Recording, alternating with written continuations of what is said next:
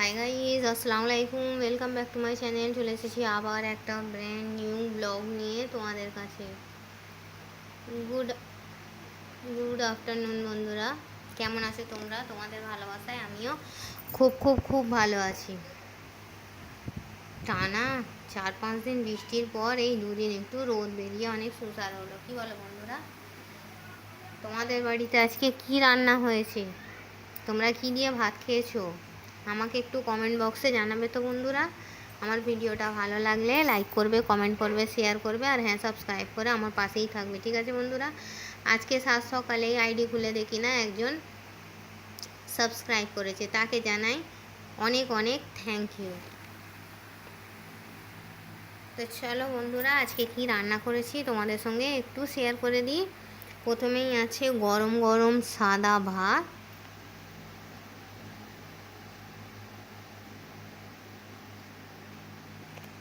সঙ্গে আছে কাঁচা লঙ্কা। লঙ্কাগুলো কিন্তু প্রচণ্ড ঝাল, বর্ষাকাল বলে না কি বলো তো, এত ঝাল লঙ্কা। আমি এই বড় লঙ্কাটা একটা গোটা খেতে হিমশিম খেয়ে যাচ্ছি জানো। আর সঙ্গে আছে আলু ভাজা,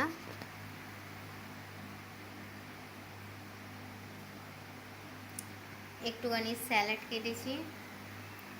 এখানে আছে গরুর মাংস দিয়ে আলু দিয়ে ঝোল, লাল লাল ঝাল ঝাল ঝোল।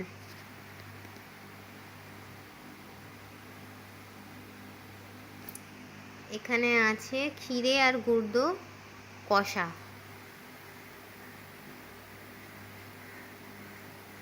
সেদিনকে বাবু এসেছিল, মাম্মি দিয়ে পাঠিয়েছিল।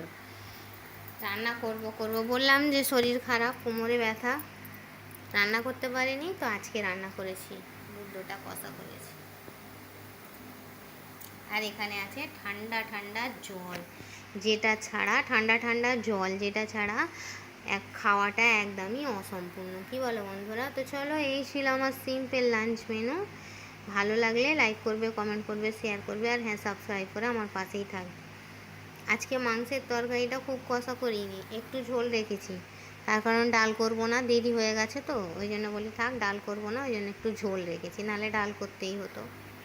তো চলো বন্ধুরা, এই ছিল আমার একটা ছোট্ট মিনি ব্লগ। ঠিক আছে, এইভাবেই পাশে থেকো, একে অপরের হাত ধরে দেখবে অনেক দূর পৌঁছে গেছি আমরা সবাই। কি বলো বন্ধুরা, তাই না? তো চলো, এই ছিল আমার একটা মিনি ব্লগ। এই বলে এইখানেই আমি আমার ব্লগটা শেষ করছি। Thanks for watching. আল্লাহ হাফিজ। আর হ্যাঁ, কে কে খাবে আমার সঙ্গে এই সিম্পল লাঞ্চ? ক্ষীরে গুড় কষা, স্যালাড, ভাত, গরম গরম আলু ভাজা, মাংস দিয়ে আলু দিয়ে লাল ঝোল, চলে এসো। আল্লাহ হাফিজ।